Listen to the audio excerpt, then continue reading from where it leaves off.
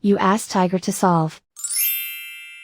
This deals with linear equations with one unknown. The final result is m equals 10/7.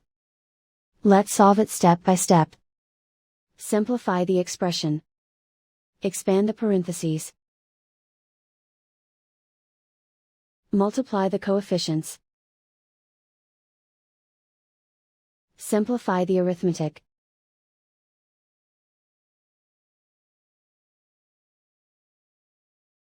Group all constants on the right side of the equation. Subtract 30 from both sides.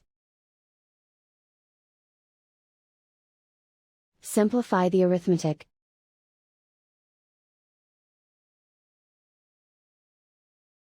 Isolate the m.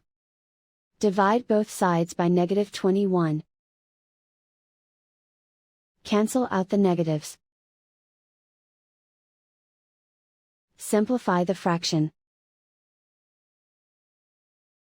Cancel out the negatives. Find the greatest common factor of the numerator and denominator. Factor out and cancel the greatest common factor. And so the final result is m equals 10/7.